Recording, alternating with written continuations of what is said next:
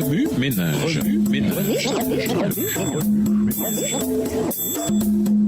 Bienvenue dans votre émission Remue ménage. Nous voilà au mardi 18 octobre. Job ou la réalité du mal. Lisons Jean 16, verset 33. Jean 16, verset 33. Je vous ai dit ces choses afin que vous ayez la paix en moi. Vous aurez des tribulations dans le monde, mais prenez courage, j'ai vaincu le monde. Qu'est-ce que le mal? La définition ou vision biblique le résume en un mot, péché. Le péché engendre la trahison, l'un des thèmes capitaux du livre de Job. Lorsque Job eut tout perdu, sa femme l'invita à maudire Dieu et ses amis le trahirent. Mais quelle est l'origine du mal? Quelles en furent les conséquences? Au commencement, tout était parfait. Genèse 1. Mais un jour, le mal fit son entrée dans le monde. Genèse 2. Le mal et la souffrance constituent les conséquences de l'ignorance de la loi de Dieu. Genèse 2, les versets 16 et 17, Romains 1, le verset 18. La création tout entière a pour thème la loi de cause à effet. Galates 6, le verset 7.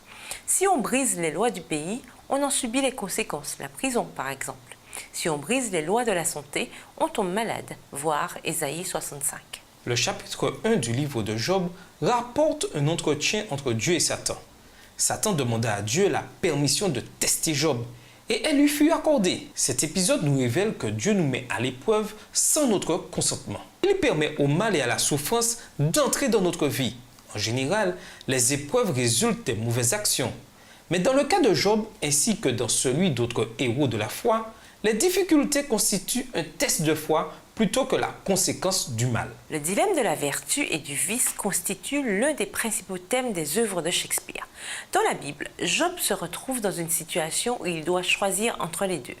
Ses soi-disant alliés lui suggèrent de choisir le vice. Son expérience nous enseigne que le mal arrive à tout le monde, à ceux qui sont en règle comme à ceux qui ne le sont pas.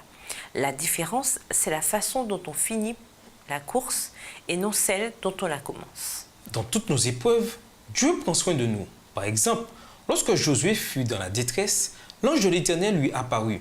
Josué 5, verset 13.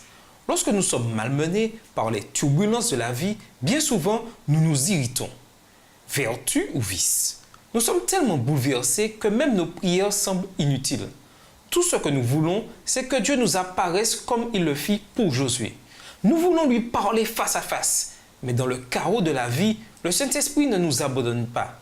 Il nous donne, par sa puissance, le courage d'aller de l'avant, de regarder à la croix et de tenir bon. 1 Corinthiens 10, verset 13. Ne craignons donc pas parce que Jésus a payé le prix. Jean 3, le verset 16.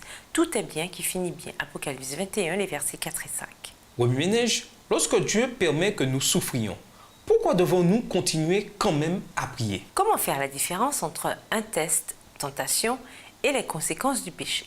Au revoir. Et à demain si Dieu veut. Remue ménage.